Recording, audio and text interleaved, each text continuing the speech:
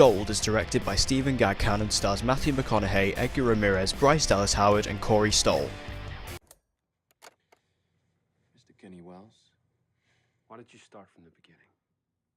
It was April of '88. I lost my house. I lost everything. Where would I be without you? Sitting right here.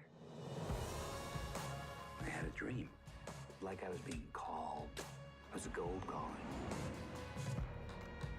Indonesia was booming. Mike. The movie is about Kenny Wells, played by McConaughey, who is a prospector who believes there is highly profitable gold and a gold mine in Indonesia. So he teams up with an old business partner, played by Edgar Ramirez, and they go digging for this gold together.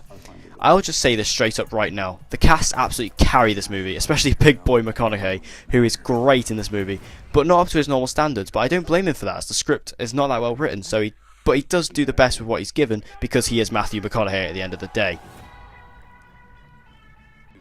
Edgar Ramirez is nothing special in this movie, but what happens with his character is very interesting, but in terms of his performance he was incredibly bland and stale.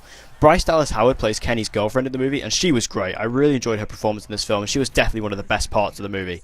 A special shout out to Toby Kebbell, as his character had a very minor role in the movie, but he was excellent, and I wish he was given more of a substantial role, such as maybe Edgar Ramirez's character, because he would have added a lot more life to that role than Edgar Ramirez did. So Toby Kebbell was definitely great. I loved him in this.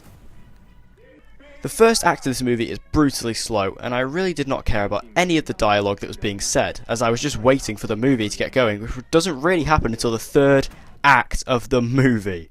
The second act does pick up ever so slightly, but it doesn't do anything to jumpstart the movie or anything. The third act is where some of things actually start to happen, and I say this is where they should have started the film, because this is where some interesting plot points actually start to be brought into the film. And then the movie just ultimately wraps up and forgets about everything that happened in the film, which is a shame. The problem with this film is that it has a decent story to tell, which you are curious about. However, the movie just does not tell that story in an investing way that makes you want to keep watching the movie and to discover it. And in reality, the movie is just boring. Unlike movies such as Hacksaw Ridge or War Dogs, you are not concerned about what happens with the story or the characters, because the script doesn't allow you to care for these characters due to the lack of development. There is not one character I cared about in this movie, and that's a shame, especially when you have such a great cast like I mentioned earlier. Really sad. Overall, I found this movie to be extremely disappointing and uninspiring, especially when this movie's cast is top notch. However, even the cast don't want to be in this movie, and that's a shame, and that's just when you know the film is not going to be that good.